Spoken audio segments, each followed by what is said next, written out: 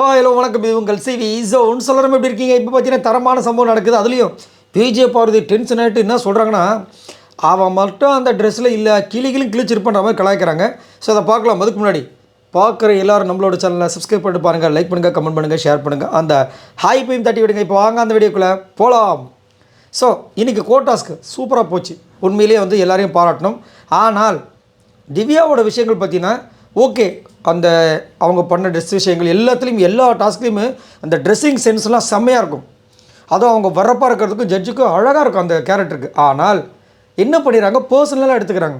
பர்சனலாக எடுத்து பர்சனலாக வெஞ்சன்ஸை கொட்டுற விஷயங்கள் தான் அவங்க கோட்டை விட்டாங்க.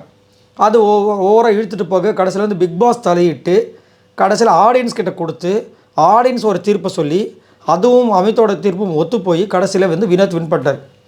வின் பண்ணோன்னே வினோத் என்ன பண்ணார், பேண்ட் பாக்கெட்டில் கை விட்ட அப்படின்னு பண்ணார். டென்ஷன் ஆகிட்டாங்க திவ்யா. அது ஒரு பெரிய சலசலப்பை ஏற்படுத்திருச்சு. இப்போ வெளியே வந்தோடனே எல்லோரும் வந்து வினோத்கிட்ட பாயிறாங்க.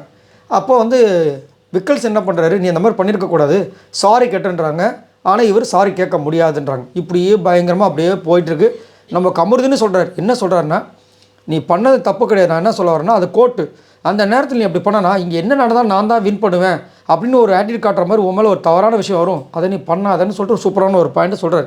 இவர் என்ன பண்ணுறாரு, அமித் கட்டையும் விஜய் பார்வதிக்கிட்ட போயிட்டு ஒரு விஷயத்தை கேட்குறாரு. அமித் கட்டை சண்டை போடுறாரு. அந்த நேரத்தில் தான் வந்து விஜய் பார்வதி சொல்கிறார், நீ வந்து டென்ஷன் ஆகாத, உன் பக்கம் வந்து நியாயம் கிடச்சிருச்சுல. அவளே இன்றைக்கி வந்து எவ்வளோ பேஜ் பேசினா எனக்குலாம் செம்ம டென்ஷன் ஆகிடுச்சு. ஏன்னா அந்த ப்ரொமோட்டரில் காட்டின விஷயங்கள்லாம் பார்த்தீங்கன்னா செம்ம காண்டாக இருக்குது எல்லாருக்கும். இவங்களுக்கு வந்துட்டு அர்ஜென்ட்டு, அதனால் பிக் பாஸ் கிட்ட கேட்டுட்ருக்காங்க. அதனால் பிக் பாஸே வந்துட்டு வெயிட் பண்ணிகிட்ருக்காரு. இவங்க தீர்ப்பு சொல்லுவாங்க. இவங்க மானே தேனே பொன்மானு ஒரு ரைமிங்கில் போயின்னுக்கிறாங்க திவ்யா. அதுவும் எப்படின்னா, இங்கேருந்து தாம்பரத்துக்கு போகிறதுக்கு, பல்லாவரத்துலேருந்து தாம்பரத்துக்கு போகிறதுக்கு எவ்வளோ நேரம் ஆகும்? இவங்க பல்லாவரத்துலேருந்து ஸ்ட்ரெயிட்டாக கோயம்பேடு போயிட்டு கோயம்பேடுலேருந்து அந்த பக்கம் போய் அப்படி சுற்றிட்டு வராங்க. ஏன்ப்பா இங்கேருந்து போகிறவங்க எவ்வளோ கஷ்டம். இதில் பாத்ரூம் அடக்கிட்டு உட்காரணும், உள்ளே ஏசி வேறு, ஏசியில் பாத்ரூம் அடக்கிறது எவ்வளோ கஷ்டம், கொஞ்சமாக புரிஞ்சிக்கக்கூடாதா? அதுங்களும் அவ்வளோ பேச்சு. அதனால் அந்த பொண்ணு சொல்கிறது, விஜய் பார்வதி அந்த ட்ரெஸ்ஸில் மட்டும் அந்த பொண்ணு இல்லை கிளிகளும் கிழிச்சிருப்பான்னு சொல்லிட்டு கலாய்க்கிறாங்க.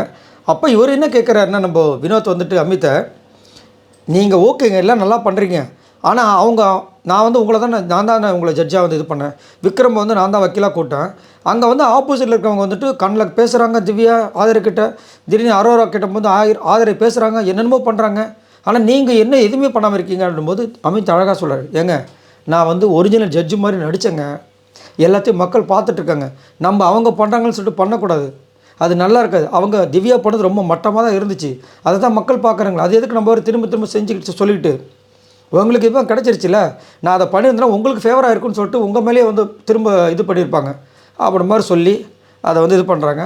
பட் இது எப்படியோ அமித் அவர்களுக்கு நம்ம ஆன்சர் சொல்லி ஆகணும். அதேமாதிரி விஜய் பார்வதி செம்மையாக வந்து பேசியிருந்தாங்க.